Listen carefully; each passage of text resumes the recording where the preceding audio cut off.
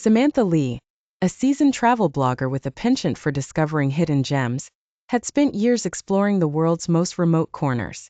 Her blog, Wanderlust Chronicles, had earned her a reputation as the go-to source for off-the-beaten-path adventures. But nothing could have prepared her for the mystery she was about to uncover in the rugged mountains of Eastern Europe.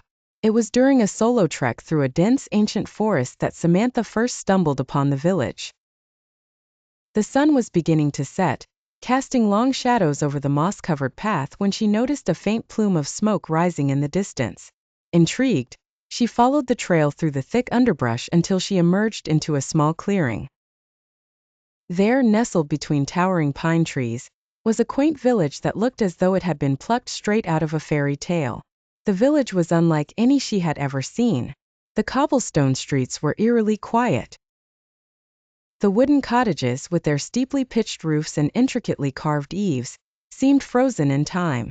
As she wandered deeper into the village, she noticed something even more peculiar: the complete absence of modern amenities. There were no power lines, no vehicles, and not a single piece of technology in sight. It was as if the village had been untouched by the passage of time. As Samantha approached the center of the village, she was greeted by an elderly woman. The woman was carrying a basket of freshly picked herbs. The woman's face lit up with a warm smile, but there was a hint of surprise in her eyes. "Welcome, traveler," the woman said in a thick accent. "It has been many years since we've had a visitor."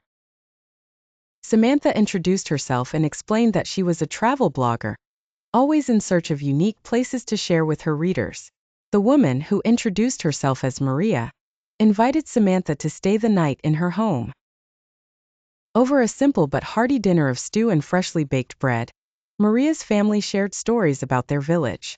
They called it Ravna Sela, and they spoke of it with a deep sense of pride. According to them, the village had been self-sustaining for generations. The villagers had never seen the outside world, nor had they ever felt the need to leave. They claimed that the forest provided everything they needed, and that the village was protected by an ancient magic. Samantha was both fascinated and skeptical. The idea of a village that had existed in complete isolation for centuries seemed impossible. She pressed them for more details, but the family remained vague, their answers cloaked in mysticism and folklore. That night, as Samantha lay in the small guest room of Maria's cottage, she couldn't shake the feeling that there was something more to the village. The stories she had heard were too strange, too otherworldly. She resolved to explore the village more thoroughly in the morning, determined to uncover the truth behind Ravna Sela. But when she awoke at dawn, Samantha was met with an unimaginable sight.